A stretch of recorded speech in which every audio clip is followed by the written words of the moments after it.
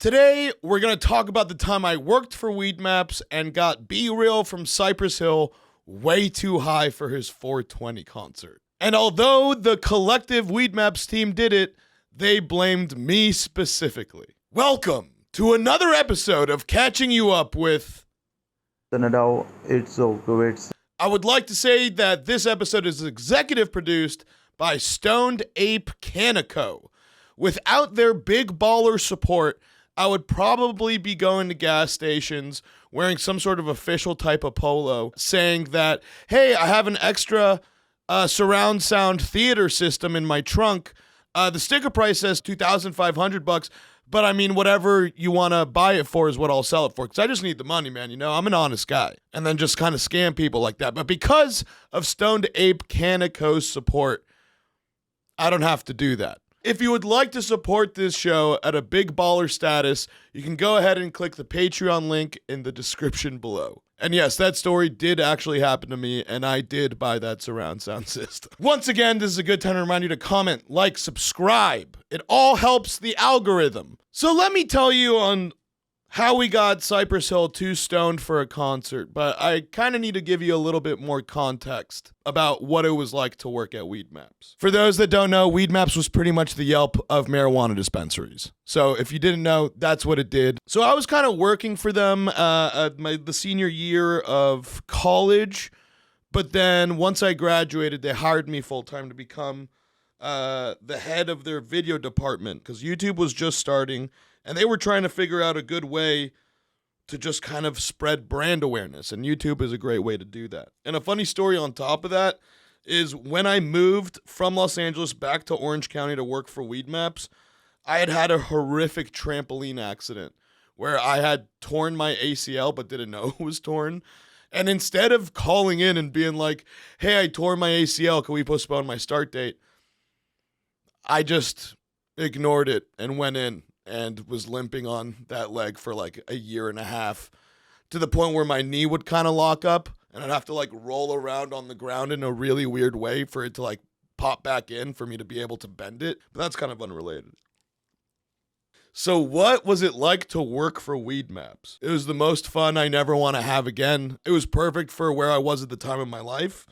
I believe my job that they were paying me for was around 40 grand. Way less than you should be making, even back in 2010 when I took the job.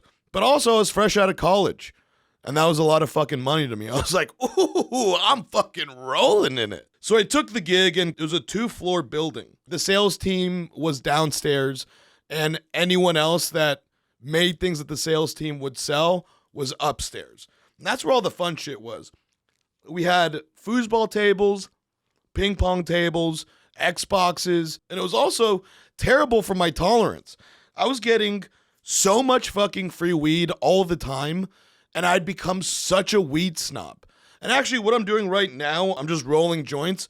That was how some of my days were spent there.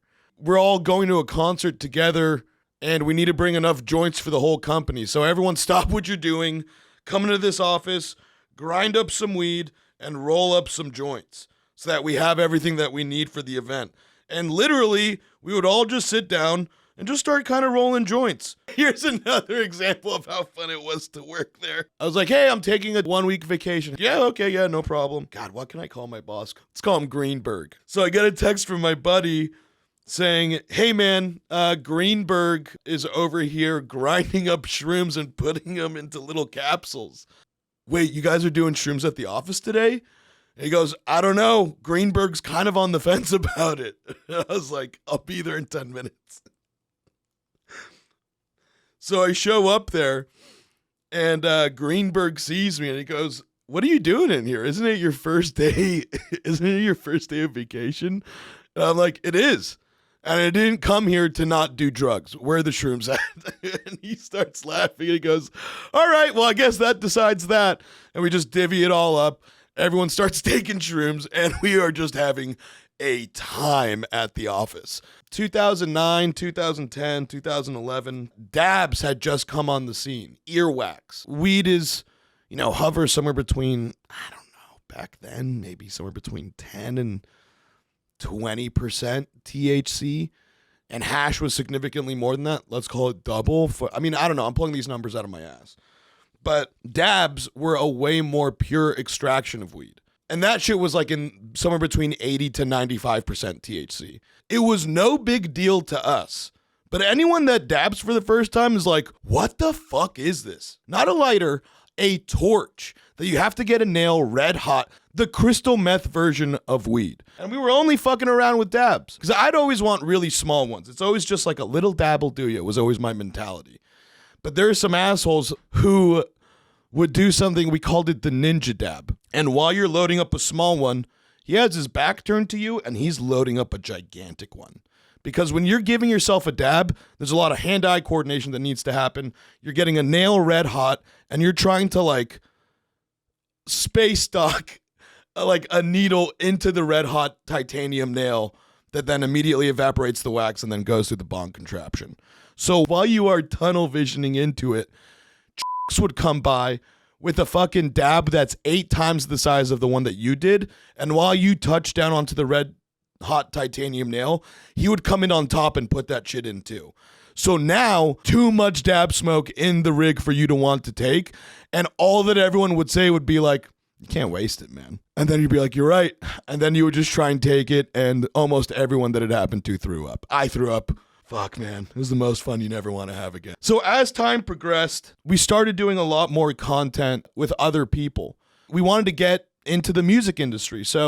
But there was this promotional company called Guerrilla Union that would throw these raves or huge concert festivals in the Pomona Fairgrounds, I think, where, we would be the title sponsors of whatever festival they put together.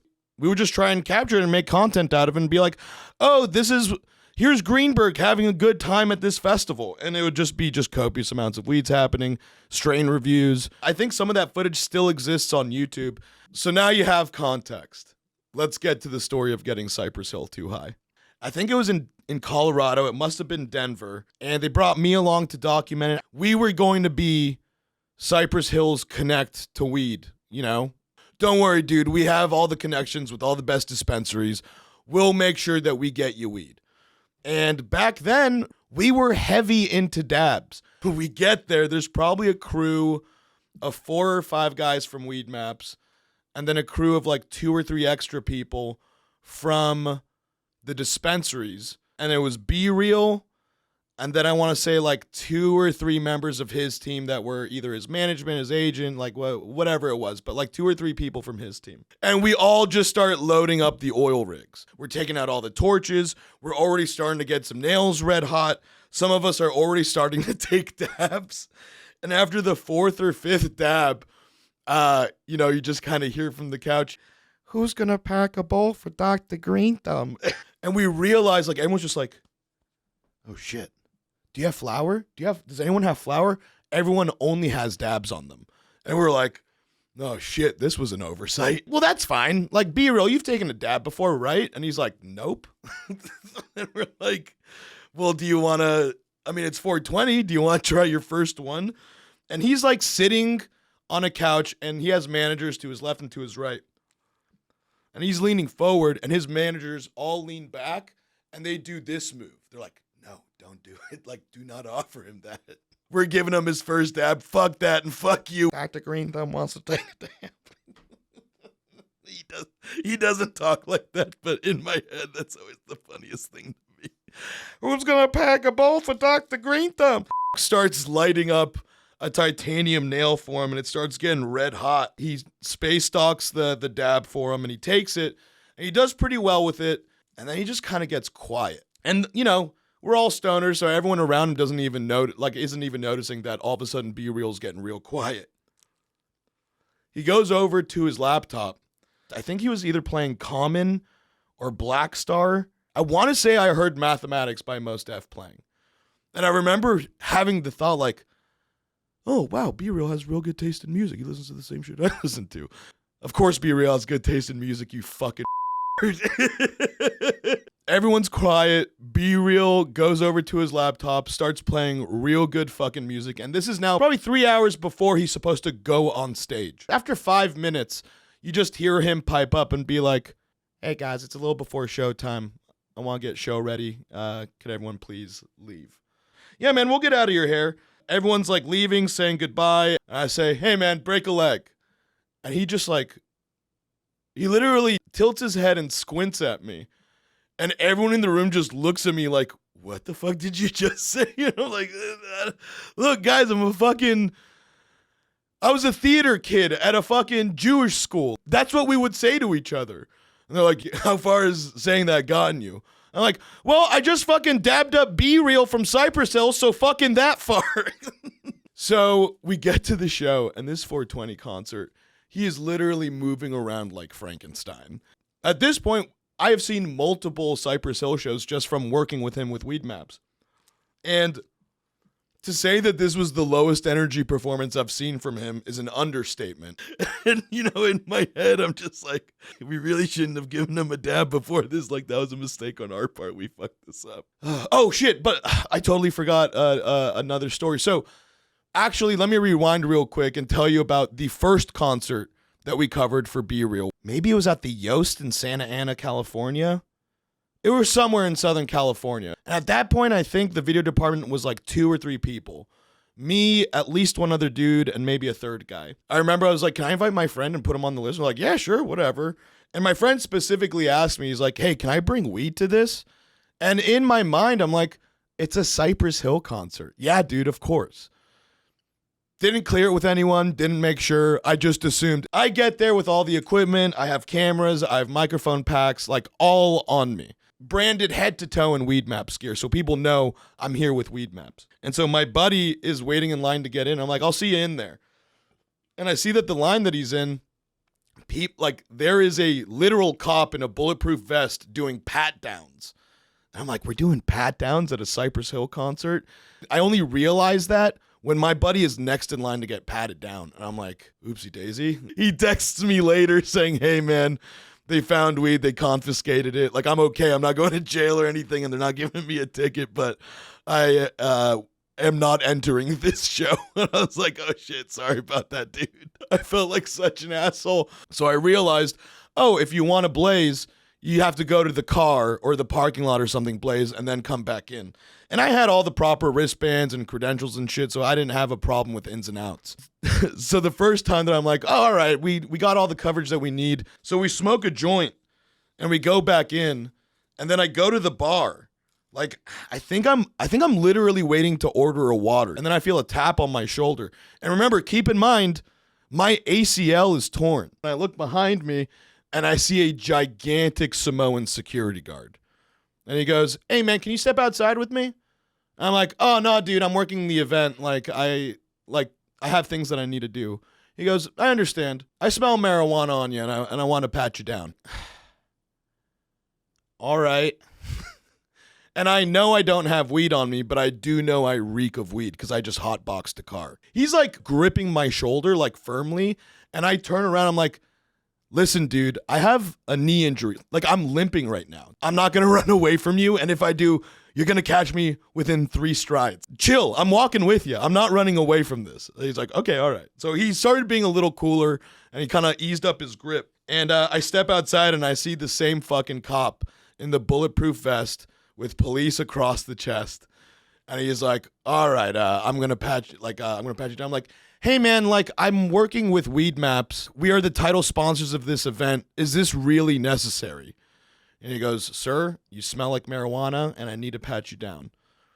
And then a switch pops in my head that I have all this camera gear on me. So while they're patting me down, I'm like, hey, just letting you know, I have a lot of microphone packs, a lot of microphones, and also they're probably recording. So I think there's probably someone in the car, like, just listening to everything, just making sure that it's all good. So just so you know, you are being recorded right now, but go ahead, keep patting me down. And then once I said that, he's like, yeah, all right, you're good. Go ahead, go in. Like, he felt one of the mic packs and he was just like, oh, this isn't bullshit. And so he just sent me back in. I was like, that's what I fucking thought, you piece of shit. What are you doing? Confiscating weed off people at a Cypress Hill concert? Get the fuck out of here. So flash forward, it is now post-mortem on the super shitty performance from Be Real on his 420 show in Denver, Colorado. And there's another event that we have. And, you know, dealing with all these, like, superstars and stuff, I'm not a main character in any of this shit. I'm ancillary at best. I look incredibly Jewish. I have red hair. I have a Jewy nose. And I'm a bigger dude. I stick out like a sore thumb more often than not. So we're going to this Guerrilla Union event that Weedmaps is sponsoring, and I'm filming content for it. So I remember I'm walking up to the production, let's call it house. It was like a production office to go get credentials and passes for my team so that we have no problem getting into the press pit. We have no problem getting backstage. We have no problem getting to any place that we need to get to. And as I'm walking towards it, I see B-Real and one of his managers, and I'm like 30, 40 feet away from them. And I remember thinking to myself, like, oh, there's B-Real and his manager. I wonder if they remember me. And as they start getting closer to me, I see them both going like this. They're putting their fingers in a cross aimed at me like I'm a vampire, some sort of demon, some sort of antichrist, where that would repel me away from them. The first thought that I have in my head is, oh, they do remember me. I come up to them, I'm like, hey guys, how you doing? And they go, hey man, stay away. And they're both laughing while they're saying it. I'm like, what's going on? What did I do? And they go, dude, that 420 concert was a disaster. And I'm like, uh-huh. And when we were saying bye to each other in the hotel room, you told B-Real to break a leg. And no one has ever said that to him before a show ever in his life. And I'm like, uh-huh. So it's your fault. It's your fault he had one of the worst shows that he's ever done. And I'm like, you're going to blame this shit on me? What are you, out of your fucking mind? That's going on in my head. But this is also fucking B-Real from Cypress Hill and his manager. And I'm just like, oh, word, my bad, dude. And he's laughing. They're like, yeah, he had no problem. And I'm like thinking to myself, I'm like, what a bunch of psychos. Respectfully, B-Real, I honestly have nothing but respect for you and your team. But I will say with 100% justification, that was not my fault. It was our fault. It was Weedmaps' fault, but not mine specifically. But at the end of the day, I was extremely flattered that they remembered me. I wonder if they still remember that story. But now would be a good time to remind you to subscribe to this channel, comment on this video, share it with a friend, rate it, all that good stuff. And also, everyone that you're seeing on screen right now is a producer of the show. Without their support, it would be much, much harder to be able to pull these episodes off week after week the way that I do and as consistently as I do. And if you would like to be a producer of the show, you can go and hit the Patreon link in the description below. But also, most importantly, you gotta always remember that everything you hear on this show. This is a totally unconfirmed news. See you next week.